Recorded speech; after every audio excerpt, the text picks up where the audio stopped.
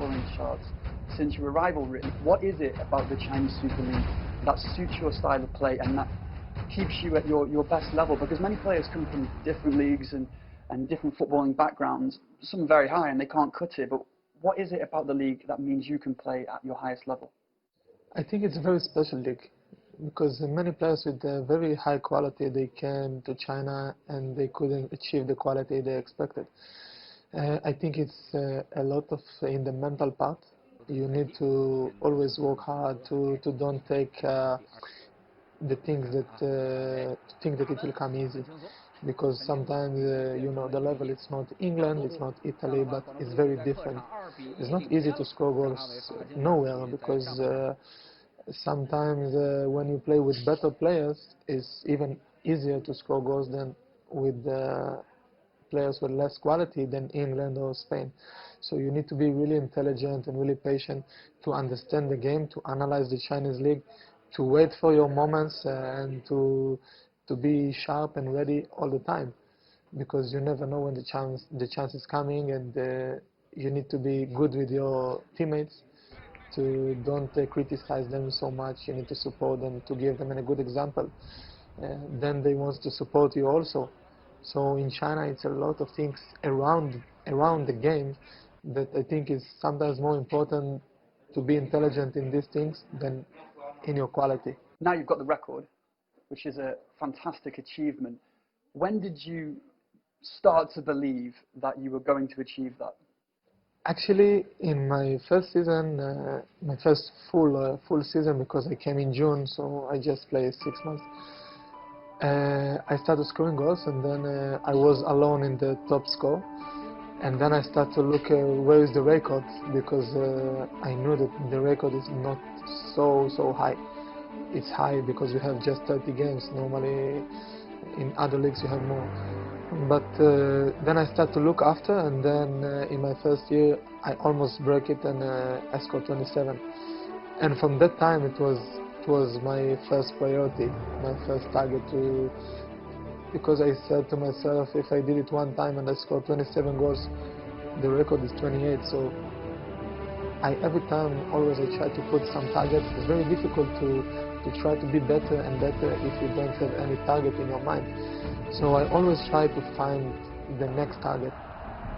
Eran Zahavi scored 29 goals for Guangzhou R&F in 2019, a team that could only manage 54 all season. Considering they have the Golden Boot winner amongst their ranks, a 12th place finish is far from good enough. Well, we're talking here about your personal achievements, and you know, as well as you've done and as good as they've been. Maybe it's something that has eluded you, is maybe something team trophies. Is that something that you really want to kick on now with R&F? It's something that I really miss it, because normally when I played in Israel, and I will always fight for titles. I always win titles, also personal ones and also team titles. That, of course, your personal targets is very nice to achieve it, but when you get it with team titles also, it's much higher, because also your teammates, they feel really special and really a part of your achievement. And when the team is not good, but you are the only one who make your personal achievement, it's nice, but it's not as special like this, because it's not that everyone have very good feeling. I believe we can do much better, and we deserve much better. Outside of China, Zahavi is third on the Euro 2020 qualifiers top scorers sheet with 11 so far for Israel, equaling Cristiano Ronaldo.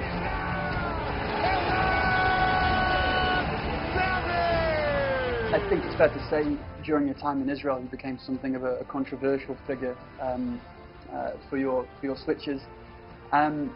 Coming back into the national team and outscoring people like Cristiano Ronaldo in the qualification process, what's been the key behind the rejuvenation of you and your international career and the Israel national team? In the start of my career in the national team, so the pressure was crazy, and they criticized so much, and I didn't feel very comfortable in the national team like now, because it was a big mess. Let's say it was not the same atmosphere. but I think we improve our way, our professional way, how we manage the national team, how we train, how we play. So sometimes even the results are not coming, I'm still enjoy. So I think when I have a good feeling in some place, I can bring my quality, I can be 200% commitment to the mission, you know. Well, as a Brit, I can tell you that your face has been posted all over a lot of the press in the UK because you've got a crucial match against Scotland in the qualifiers to reach the Euros. Obviously, people in Israel know you very well, and here in China as well. But this is probably where you've come to most prominence in your career. Have you felt it? Have you enjoyed it, or do you just ignore it? Actually, in the start, you really enjoy it because, you know, as a kid, it's your dream that someone will recognize you in the street and to ask for a photo or for a signature. Especially in Israel, right? Because the fans there in Israel, the fans are really, really ambitious. Really, they are, you know, the Israeli blood. They have it. So it's nice. It's nice. Here in China, it's totally different mentality in the stadium. And, you know, they sing and they have support, but in Israel, it's like a war. It's like football means everything. Well, you know that more than anyone for obvious reasons, and I'm just interested to know, because the newfound success of the national team, has it galvanized the people of Israel in any way, or are the rivalries still as big as they ever were?